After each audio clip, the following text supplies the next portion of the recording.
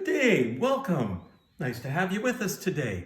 Listen, my sister-in-law, that's my wife's sister, she sent me a whole bunch of pictures from her time at the zoo in Toronto with the lions. And it got me thinking about a story about lions.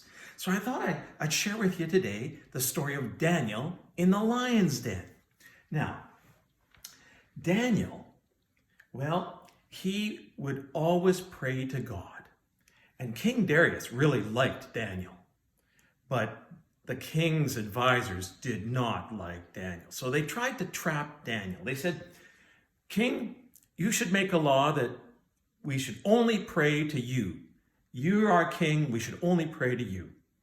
And so King Darius thought to himself, yeah, that's a pretty good idea. So he made a law.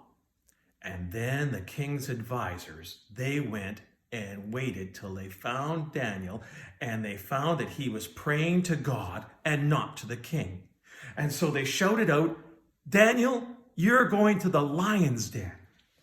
So Daniel comes close to the lion's den. They take him in, and this is probably what he saw. He saw the lions prancing around, waiting for him to come along.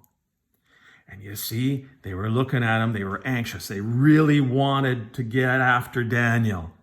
So Daniel was really frightened. And the king said, "You got to go. I can't change the law. You were to pray to me, but you were praying to your God, and that's not what's going to happen." And so Daniel was thrown into the lion's den. And then he sat down and he said, "God, please help me. Protect me from the lions." And you know what happened? The lions all started to lie down. They all just said, "Well, we don't want anything to do with Daniel," because God was protecting Daniel. And so the lions, they just sat around and waited all through the night, and they didn't even hurt Daniel a bit. In fact, they were even at times sleeping.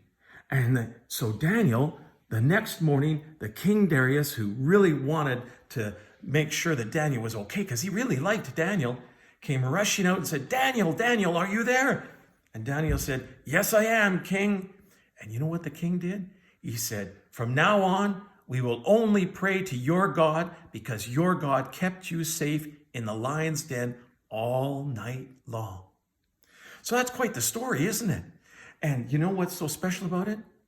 It reminds us that you and I should always be praying to God, because in God's time and in our way, that's how we say thank you. And we also ask for God's help when we need some help. So just think of Daniel and look at those lions, sound asleep, walking around, not worried at all. And that's the story of Daniel in the lion's den.